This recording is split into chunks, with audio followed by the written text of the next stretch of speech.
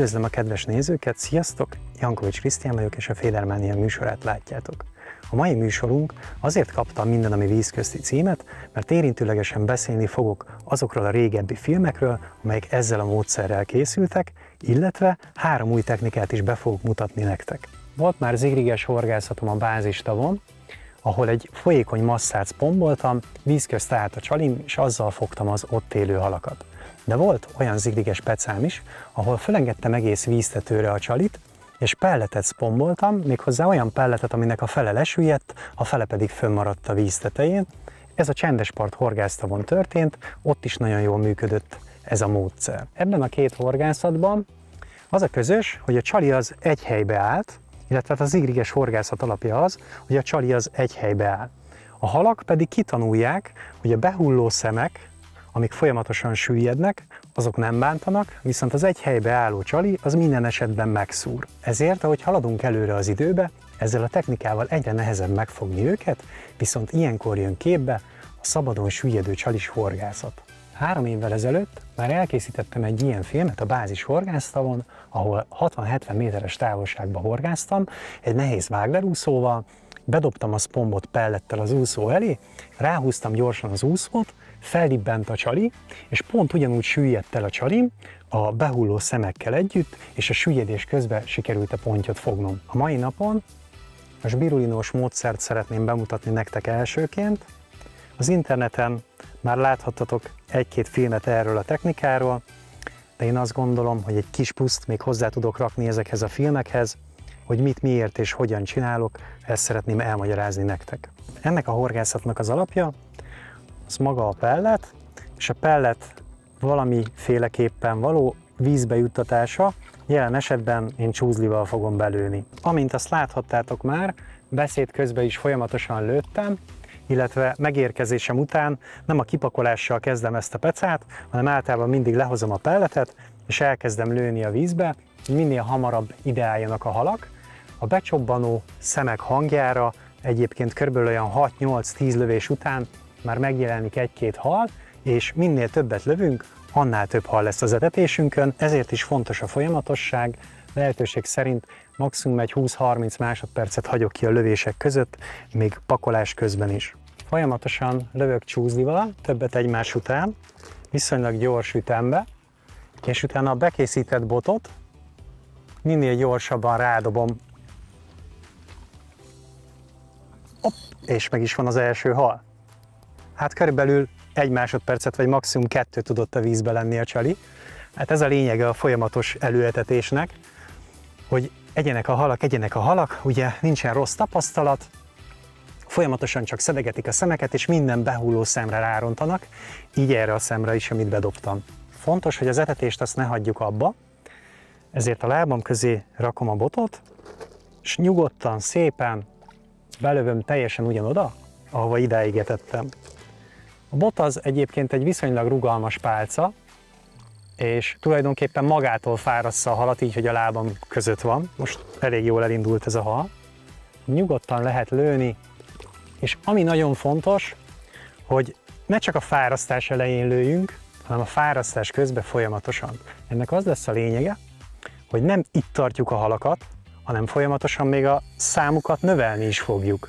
Egyébként nagy vágyam volt, hogy első dobásra amúrt fogjak, ezzel a módszerrel általában ez sikerül is, mert a víz felső rétegeibe az amúrok tartózkodnak általában, és alattuk gyűlnek össze a pontyok, legalábbis így az etetés elején. Aztán a nap folyamán már keveredni fognak, de az amúr az leginkább fönn a felső fél méter, 1 méterbe fogható jól, és hát látom, hogy sikerült is amúrt akasztanom, meg hallom is, mert neki vannak ilyen kirohanásai.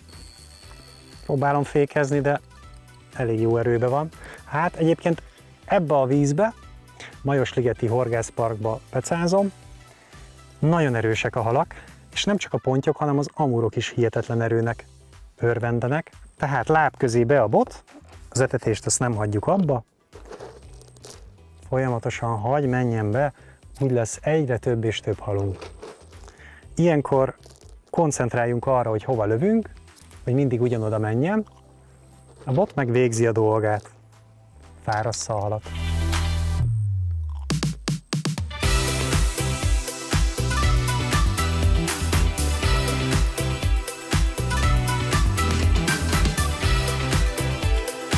Ajánlott rugalmas peca ehhez a módszerhez.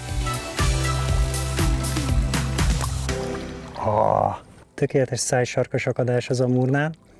Itt ez a legjobb, mert elől nagyon kemény a szája, ha oldalra akadott, tart a legjobban. Ez nem tudott volna elmenni. Ide nézzetek, milyen csodaszép amúrt sikerült fognom elsőre. Hatalmas ez a peca. Egy dobás, egy hal. De vissza is engedem, hagyj menjen tovább az etetés, és jöhessen a következő dobásra, természetesen. A következő hal megfogása azzal kezdődik, hogy lőttem párat a csúszdival, aztán jön a csali. Általában egy közepes méretűt választok, hogy viszonylag jól akadhasson a horog. Hogy túlságosan nagy a csali, akkor nehezebben akad. Föltekerem odáig a sbirulinót, ahol dobni fogok vele, és berakom úgy a lábam közé a botot. És kezdem a lövést. Addig lövök, nem csak egyet vagy kettőt lövök, addig lövök, amíg azt nem látom, hogy hemzsegnek ott a halak. Látszik, hogy oda vannak már állva, de 2-3-4 lövés után egyre több és több hal verseng a kajáért, és körülbelül ebbe az ütembe lövök. Nagyon picikét lassabban lövöm a következőt, de nagyjából ugyanebbe az ütembe, hiszen így fogom lőni majd, illetve így fogom bedobni majd a horogcsalit is. 5. lövés volt, úgyhogy dobok.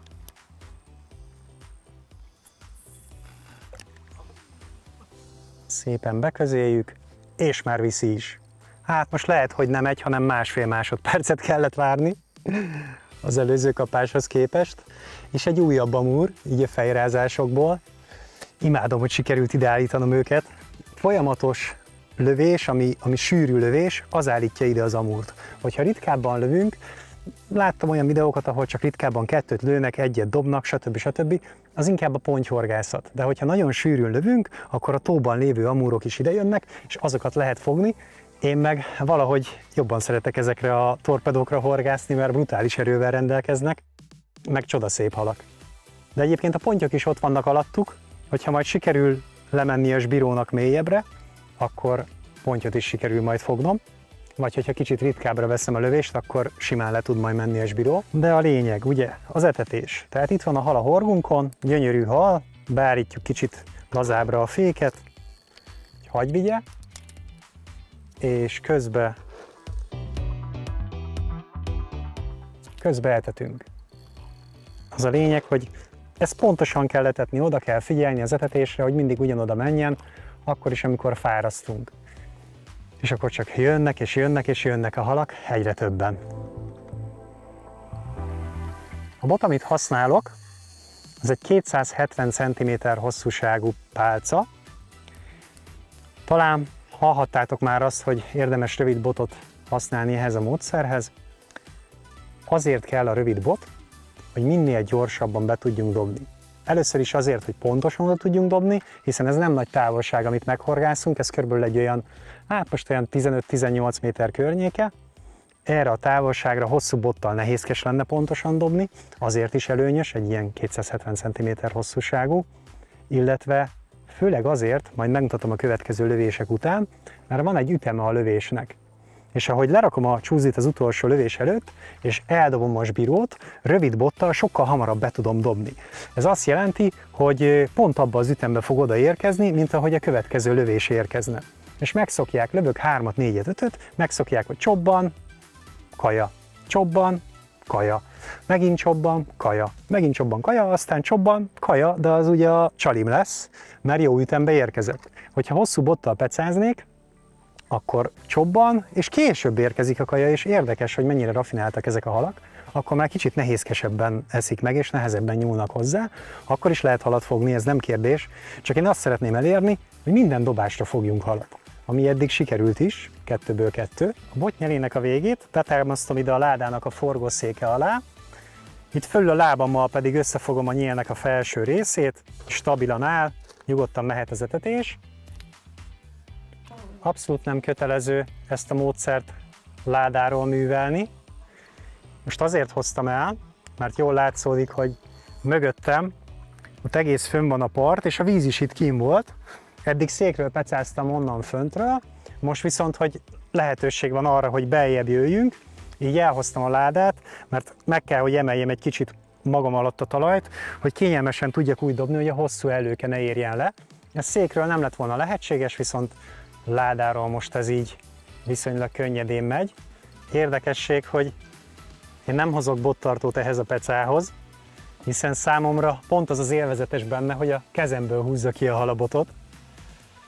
Meg hát láttátok, hogy mennyire nagyon gyorsan jönnek a kapások, abszolút teljesen felesleges lenne.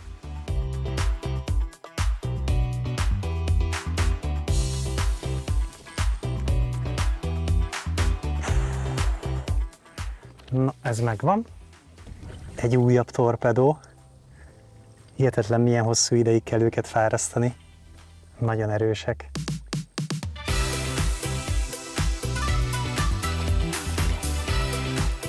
Két hal között szokásos etetés.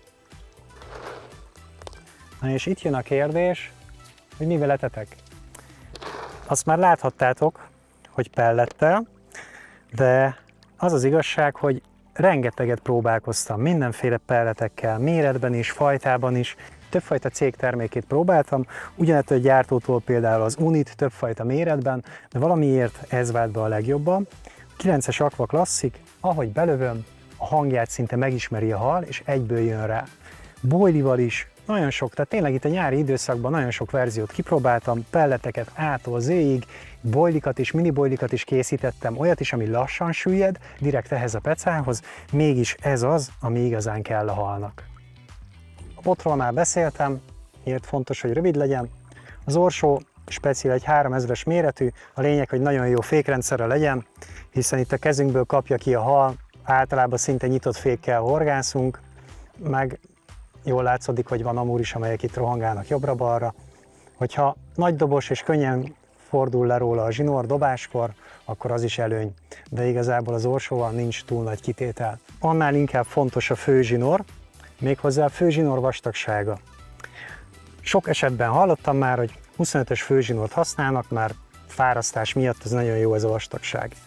De nem csak emiatt kell minimum 25-ös főzsinórt használni, hanem amiatt is, mert hogyha túlságosan vékony a főzsinórunk, akkor gyorsabban süllyed a zsbíró ezen a rövid távon. Egyébként, hogyha messzire horgászok, ilyen 60-80-100 méteres távolságba, akkor vékonyodhat már a főzsinór, mert ott teljesen másképp süllyed.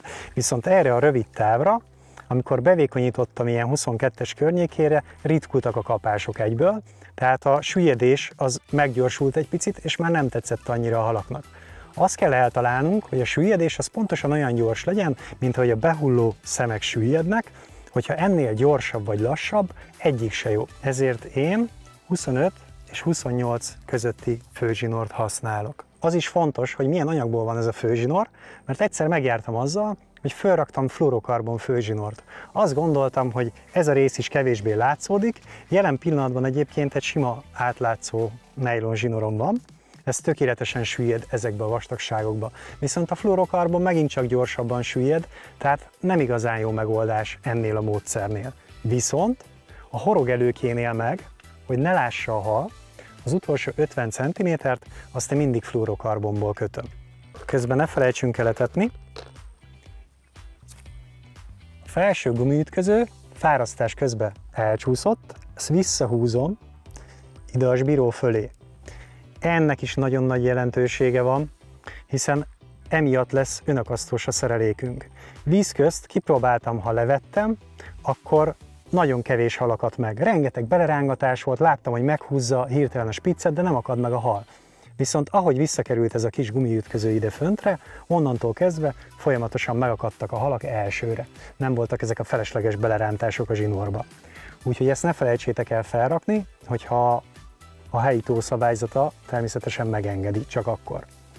A zsbíró alatt, hát ez a legegyszerűbb szerelék, két ugyanilyen gumiütköző van, de egy nagyon-nagyon picike forgót, hogyha szeretnétek alkalmazni, akkor azt is belerakhattok, akkor nem fél méteres előkét kell kötni, hanem akkor 1 méteres előkét. Én kipróbáltam, az is működik, viszont ez nagyon könnyű és nagyon gyorsan elkészíthető, csak fel kell húzni egy gumiütközőt, a zsbírót, aztán 2 gumiütközőt a főzsinórra.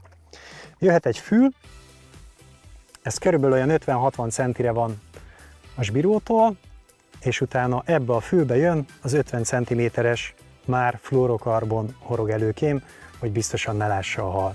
A csalit egy gumikarikába rakom bele, és a csali az minden esetben az a pellet, amit lövök. Próbáltam én wafterekkel, pop-upokkal, lassítottam ugye a süllyedést, és azok is működnek valamilyen szinten, de ezt, hogyha bedobom és jó helyre esik, tehát hal elé, ez 100%, hogy megeszi, míg azokat azért megnézi, megkerülgeti, és ott nem feltétlenül lesz minden dobásból kapásunk. Az ideális horogméret az igazából a minél kisebb lenne ideális, amit minél kevésbé lát a hal, viszont ezeknél az amuroknál, meg a nagy pontyoknál a viszonylag nagy méretű pellet mellett, ami jól is akad, az a 10-es méretű horog.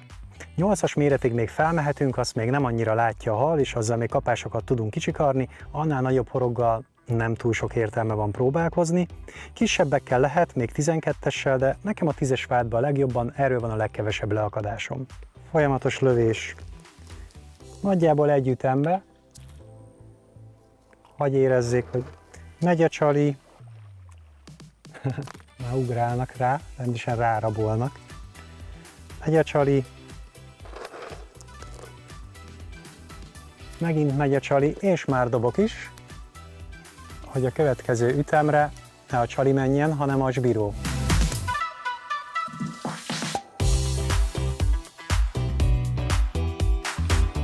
És ott a hal. Na hát erre kellett a legtöbbet rávárni, ez lehet, hogy volt 3-4 másodperc is. Viszont ez, hogy lesüllyedt, még az is elképzelhető, hogy pont lesz, majd meglátjuk.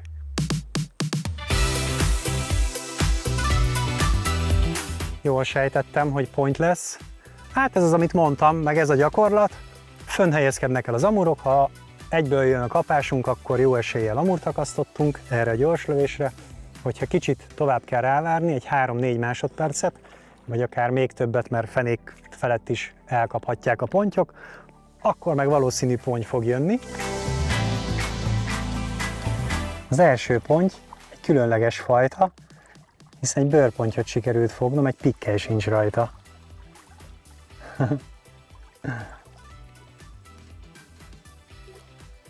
Ha valaki esetleg nem csúzlizott még, annak szeretnék segíteni egy kicsit.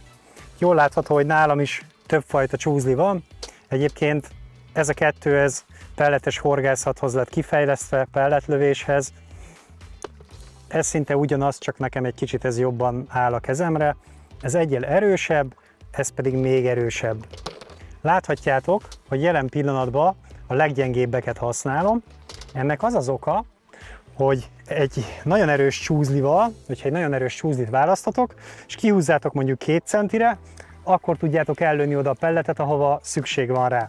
De azt a 2 centit azt nagyon nehéz eltalálni, hogy az ne 2,2 legyen, vagy éppen 1,8, és ilyen kicsi eltérésekkel is már nagy távolságbeli különbséggel fog becsapódni a pellet. Ezért én azt ajánlom, hogy lehetőség szerint nyilvánvalóan gyakorlott versenyhorgászok a legkeményebb csúzlival is teljesen pontosan lőnek, de kezdőknek azt ajánlom, hogy inkább lágyabb csúzlit válasszatok, hiszen itt nem 2 centit kell kihúzni, hanem mondjuk 10-et, és hogyha itt 11-et húzol, akkor is majdnem ugyanoda fog esni a pellet. Sokkal nagyobb az esélyed arra, hogy pontosabban lősz, még akkor is, hogyha egy picit tévesztesz a kihúzás távolságába vagy erősségébe. És hogy miért van nálam 4 fajta, hogyha nekem már bevált ez a piros?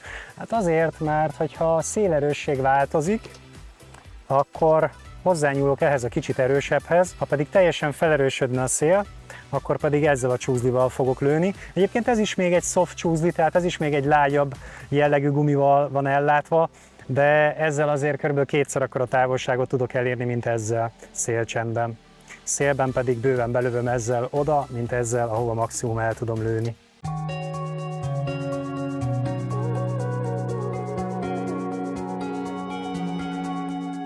Ennek a horognak a hegye sajnos kiment, most már úgy, hogy fenni se igazán érdemes, úgyhogy leveszem, legalább megmutatom, hogy mennyire egyszerű, hiszen csak össze van hurkolva a 2 előke. Már le is tudom venni. És ugyanilyen könnyen fel is rakom mindjárt a másikat. Az összehurkolás pedig annyi, hogy az egyik fület rárakom a másikra, átvezetem rajta a horgot,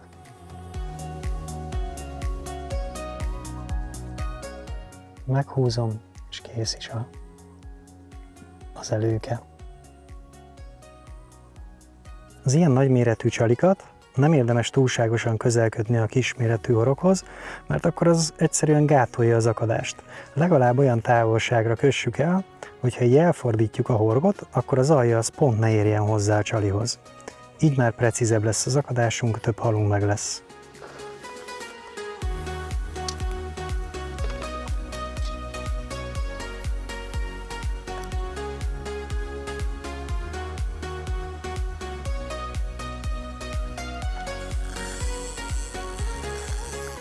Az az igazság, hogy most nem első dobásra sikerült ezt a halat fognom, mert elbaltáztam és túldobtam, aztán nagyon visszafogtam, és így nagyon visszafele esett a szerelék. Hát igen, ez fontos, hogy az ember pontosan és precízen dobjon rá az etetésre, mert ha rádobunk, akkor 2 másodperc maximum, és rajta van a hal. És nem is akármilyen hal. Első lendülettel gyakorlatilag lehúzott vagy 30-40 métert. Nem baj, az etetést nem szabad elhanyagolni.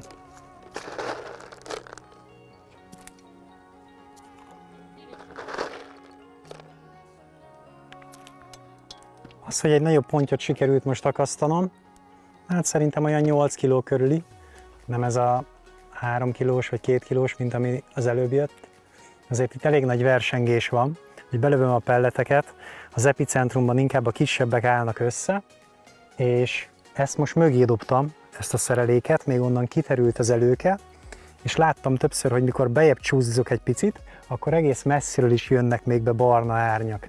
És hát ugye a nagy ponty az mindig óvatos, a nagyobb hal az egy kicsit rutinosabb, és az etetés széléről csipeget. Hát ő most pont ezen veszett rajta, hogy az etetés legbelső oldalára esett az az egy szempellet, amiben a horog volt. Most már lassan itt van.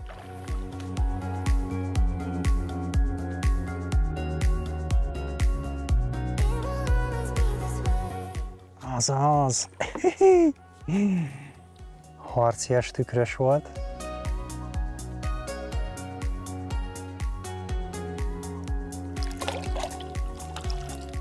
Több mint 10 évvel ezelőtt készült el a Fédermánia második epizódja, amely vízközti balinozásról szólt. Hogyha valaki látta azt a filmet, akkor kísérteties hasonlóságot láthat az ott használt szerelékem és a ma használt szerelék között. Annyi volt a különbség, hogy ott nem csalikarikába, hanem a horogra raktam csontit, ugye itt a csalikarikába pellet került, ott pedig csontkukacot lőttem, és csontkukac került a horogra is, illetve nem egy zsbírót használtam, hanem egy saját magam által készített kosarat, illetve hát kosarakat, amelyekről leszettem az önsúlyt, de a lényegük az volt, hogy pontosan ugyanilyen lassan süllyedtek el, mint a zsbíró, és ugyanígy lehetett víz közt fogni a balinokat is. Ha jól emlékszem, akkor ez is volt a használt kosarak között, ez biztosan, ez 100%, hogy használtam, erre emlékszem, illetve fémkosarakról szedtem le az olmot, és csak maga a fémháló süllyedt, ez kicsit gyorsabban süllyedt, mint a műanyag kosarak, lehetett variálni, hogy melyiket eszi jobban a balin, mind a kettő működött egyébként. Tehát ugyanezt a szereléket láthatjátok, csak pepitába, annyi különbséggel, hogy nem zsbíróval, hanem saját kosarakkal, nincs új a nap alatt, csak igazodni kell mindig a halak igényeihez, jelen esetben a pontyok igényeihez, akik már a vízbe egy helybe álló ziget nehezebben veszik fel, viszont ezt a süllyedő csalit ezt elkapkodják hamar. Következő technika, az a pelletvágler lesz. Itt is hatványozottan figyelnünk kell arra, hogy a főzsinorunk az vastag legyen, hogy ez lassítsa a süllyedést. A horogelőke az megint fluorokarbon, egyébként az is viszonylag vastag, jelen esetben ilyen 27-es vastagságú. Ez nem zavarja a halat, nem látja víz közt, ezzel semmi baj nincs, ez nyugodtan lehet vastagabb, de nem kell félni tőle, hogy nem 20-as vagy 10-es vastagságú. A horog teljesen ugyanaz, mint az előző szereléknél, 10-es méretű. Egyébként ez a pelletvágler horog, direkt ehhez a technikához van készítve. A gurunak a pelletvágler horga nekem nagyon bevált. A horogelőkém az kicsit hosszúnak tűnhet, ahhoz képest, amit esetleg pelletvágleres filmekben láttatok, kb. 1,5 méter hosszúságú. Ez azért van, mert ezen a tavon nagyon sokan horgásznak ezzel a technikával, és az egész rövid, picike horogelőke, az nem működik annyira jól már, mint ez a hosszú.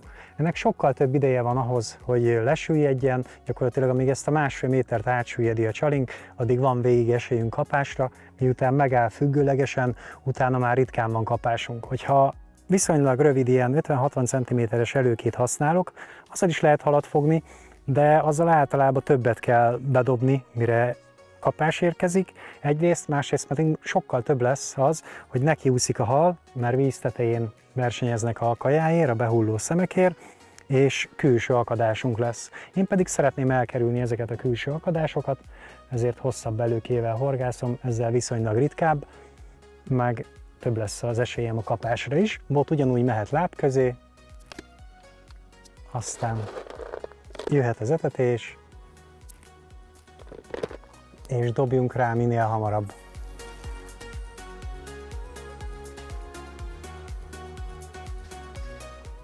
Hopp, és meg is van az első. Egyből egy!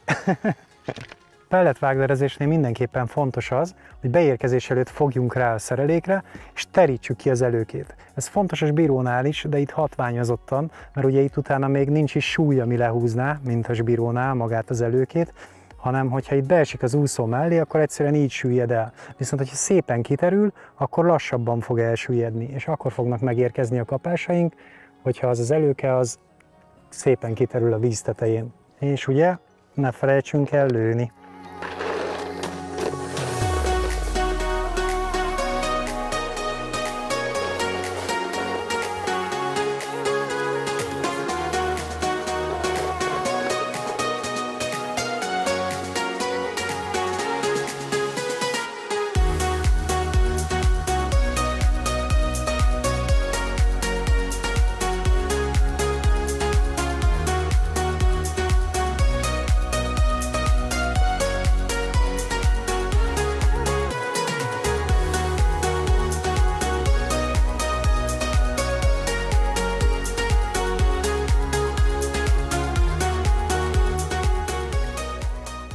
A sbíróhoz hasonlóan ugyanazt a távolságot pecázom.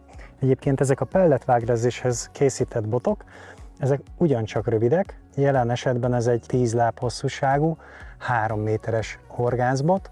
Itt is előnyös az, hogyha rövid a peca, hiszen pontosabban tudjuk dobni ezt a viszonylag rövid távolságot. Berakjuk ugyanúgy láb közé, mehet az etetés.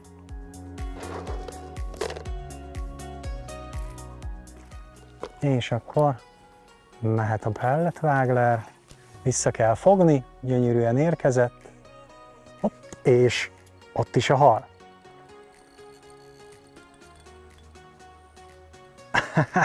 Fantasztikusak ezek a pecák.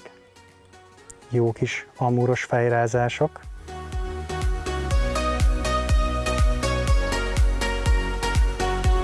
Egy pelletvágleres amúr.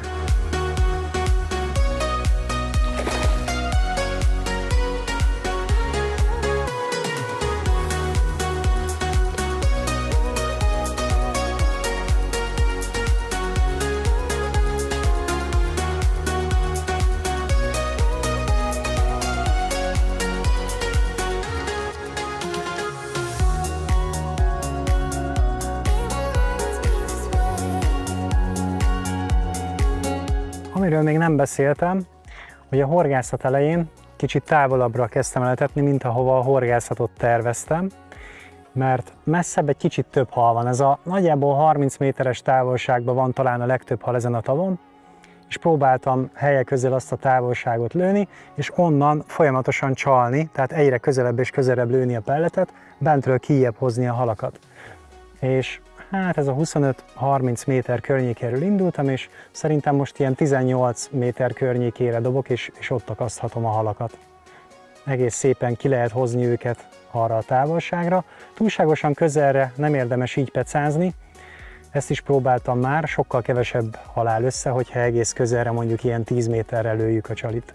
Ahhoz, hogy egyre több és több halat állítsunk magunk elé, nem elég ezt a 2-3-4 szemet belerakni, hanem minél többet rakjunk a csúszdiba. Nyugodtan mehet egy 10 szem egyszerre, és azt lőjük be.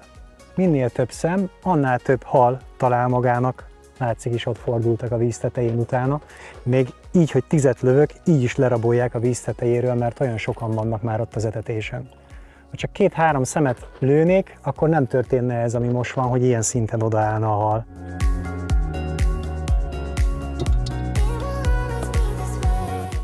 Egy gyors szákolás, egy kisebb potyka a következő.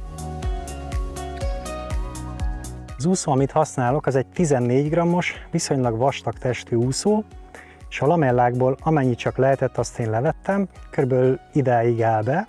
Ezt azért tettem, mert így nagyobb a felhajtó ereje, magyarul nagyobb az önakasztás. Hogyha elindul a hal a horoggal, akkor ennek az úszónak a felhajtó ereje valamelyest behúzza a horgot a hal szájába.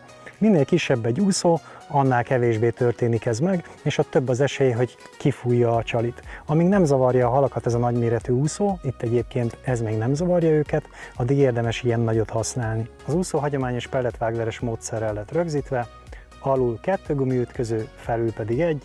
Most kicsit elcsúszott, ezt ráhúzom az alsókra. Ennek nagy előnye, hogy egyáltalán nem bogózódik, és nagyon egyszerű összeszerelni.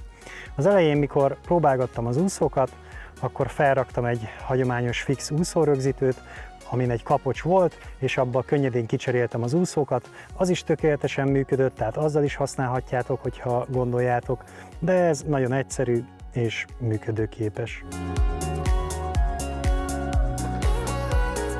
Lövés után már dobom is el a csúzdit, repül a pelletvágler, fontos, hogy vissza legyen fogva, hogy kiterüljön a szerelék.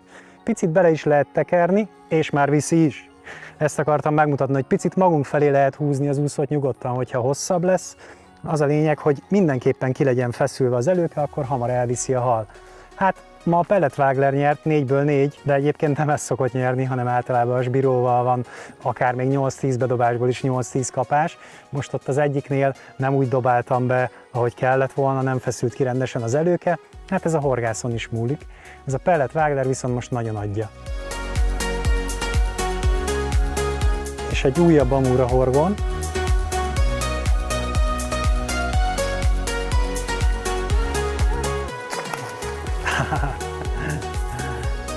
Megvan. Mire a murka. Érdekesség, hogy mind a pelletvágleres, mind a sbírós peca is 2 amúrt és 2 pontyot adott. Jogosan kérdezhetitek, hogy mi van akkor, hogyha azon a tavon, ahol ti horgáztok, ott nem jön ki a partszéli zónába a hal, hanem csak nagy távolságon lehet elérni őket. Na ilyenkor jön el a szpombos sbíró horgászat ideje. Pár szem pellet megy a szpombba, viszont ezzel nehéz bedobni úgy, hogy szépen egyenesen repüljön, ezért én mindig rakok bele egy kis vizet, mielőtt eldobnám. Belállítom a szpombot itt előttem a tóba, belemegy egy kis víz, gyorsan hátra, előre, és gyönyörűen odament az oszlop irányába.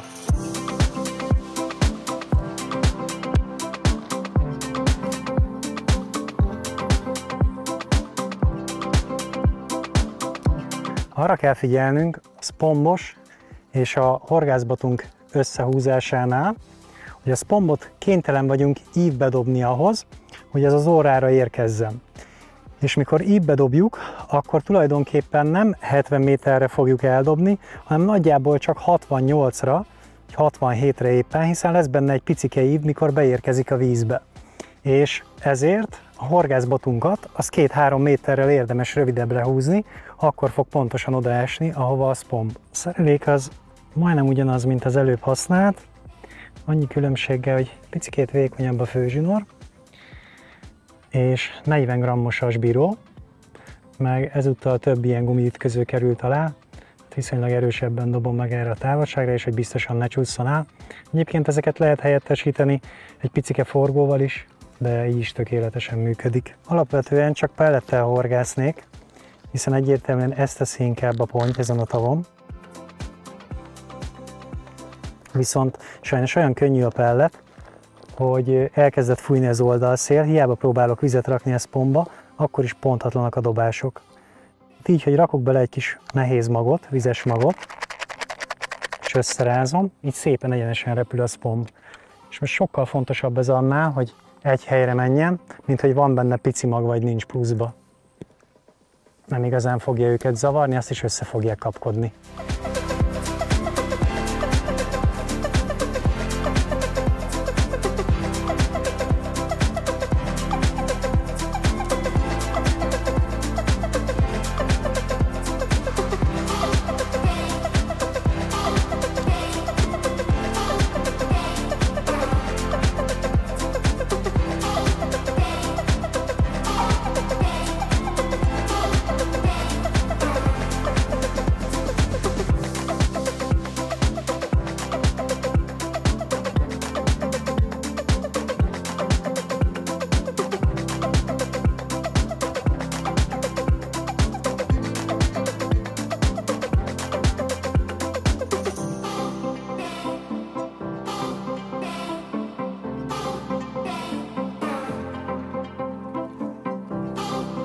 És meg is van.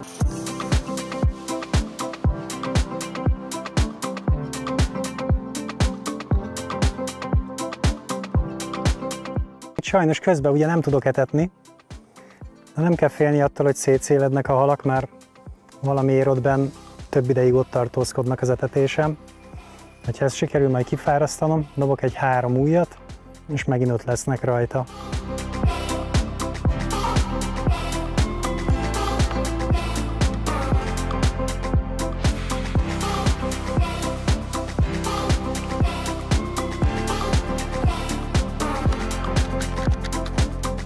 Na, 3 dobás.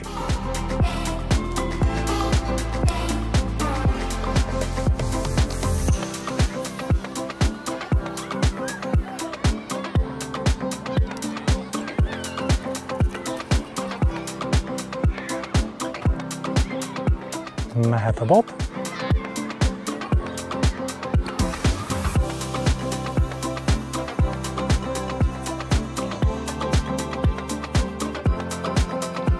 Hoppá!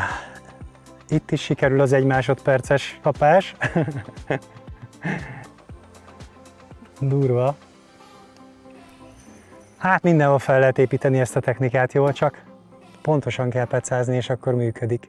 Meg össze kell rakni a szereléket úgy, hogy amit mondtam, hogy a zsinórvastagság nagyon fontos. Azt gondolom, hogy ez a 10-es pelletvágler horog ez a mai napon is bizonyít. Ennél a vízközti módszernél viszonylag sok szokott lenni a lelkadás, de ez a horog ez egész jó, erről nagyon kevés van.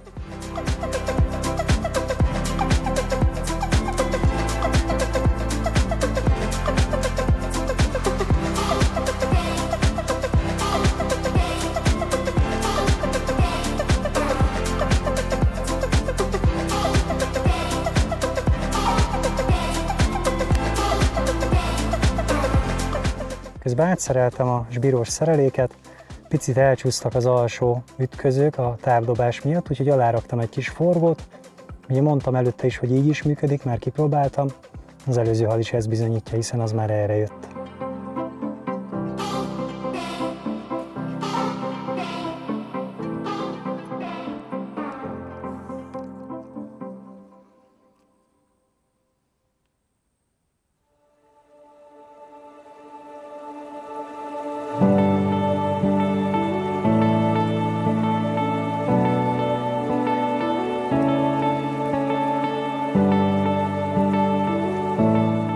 Erre a halra azért el kellett várni, többet is dobtam, mire sikerült megetetni vele. Most elindult kifelé.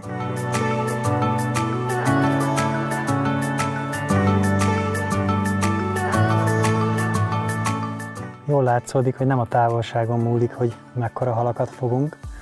Egyenlőre bentről kicsit kisebb pontyok jönnek, mint innen kintről.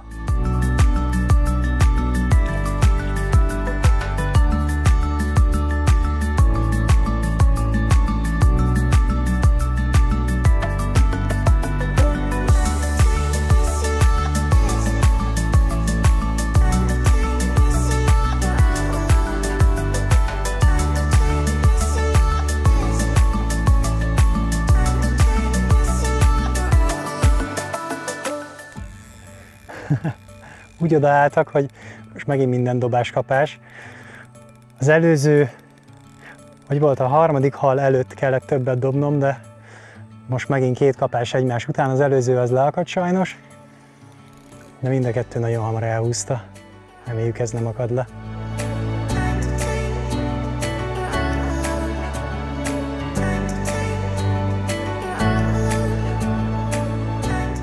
Arról még nem beszéltem, hogy távdobáshoz nyilván nem a 270-es, illetve 3 méteres botokat használom, hanem ez egy 390 cm hosszú, 2,1 libra-tesz görbéjű bot, de egyébként féderbottal is, egy heavy féderrel simán működik ez a technika ilyen nagy távolságra, azzal el lehet dobni, és tökéletesen lehet azzal is fárasztani.